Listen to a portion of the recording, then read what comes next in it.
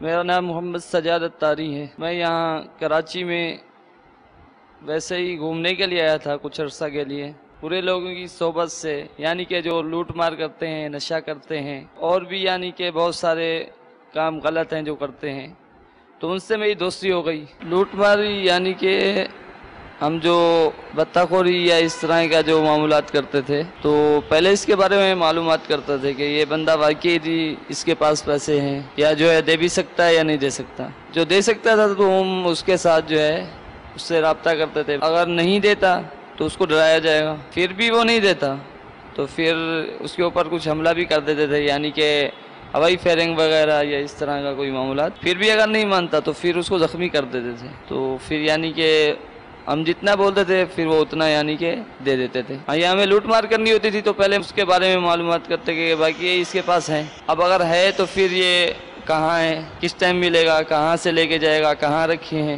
کوئی بینک سے پیسے نکلوا کے جاتا ہے یا کسی کمپنی میں لے کر جاتا ہے، کیش وغیرہ جو یعنی کہ 25 لاکھ 20 لاکھ اس طرح کے یعنی کہ جو لے کر جاتے ہیں، وہ کیش جو ہے ہم ان سے چھینا کرتے تھے، جس کی بنا پر جو ہے ہمارا کچھ سرکاری ادارے والوں سے جھگڑا بھی ہو گیا، مجھے جو ہے جیل بھی جانا پڑا۔ وہاں پر جیل والوں کے قیدیوں کے ساتھ ہم پھڈا وغیرہ کرتے تھے۔ میں جیل میں گھوم ہی رہا تھا تو میں نے دیکھا کہ سامنے لکھا ہے فیضان قرآن، تو اس کے بارے میں نے معلومات لی، تو بتایا بھائی یہ دعوت اسلامی والے یہاں پر کام کرتے ہیں، صبح 8 بجے سے 4 بجے تک یہاں پر جو ہے پڑھانے کے لیے آتے ہیں۔ میں نے بات کی ناظم صاحب کے، وہاں پر ناظم صاحب جو تھے، تو انہوں نے بولا ٹھیک ہے آپ آ جائیے، لیکن جو ہے انشاءاللہ اللہ بہتر کرے گا۔ تو ہم وہاں پر جو ہے چلے گئے، وہاں پر بھی ہم قیدیوں کے ساتھ جھگڑا کرتے تھے، لیکن ماشاءاللہ اسلامی بھائیوں کی انفرادی کوشش، مدینہ ان لوگوں نے انفرادی کوشش کی، آہستہ آہستہ ہم جو ہے نمازوں کی بھی پابندی ہو گئی ہماری، کلاسز میں بھی ہم بیٹھنا شروع ہو گئے آہستہ آہستہ۔ پھر وہاں پر مدنی چینل تھا،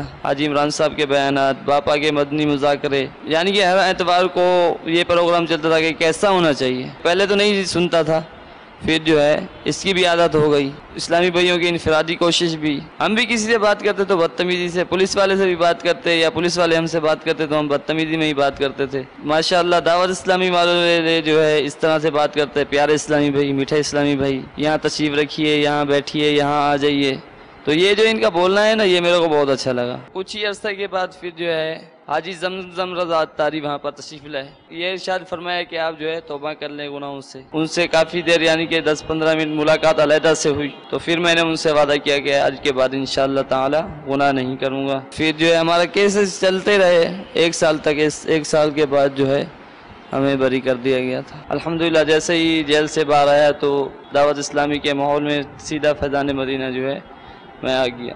اصل جو پوائنٹ ہے وہ یہی ہے کہ برے لوگوں کی صحبت کی وجہ سے یہ سب جو ہے ہوا۔ اب الحمدللہ میں ایک مسجد امام ہوں، اور جو ہے حلقہ سطح پر جو ہے مدنی انعامات کا نگران بھی ہوں۔ الحمدللہ دعوت اسلامی کا کام کر رہا ہوں، اور اس کے علاوہ تجوید و قرات میں پڑھ بھی رہا ہوں۔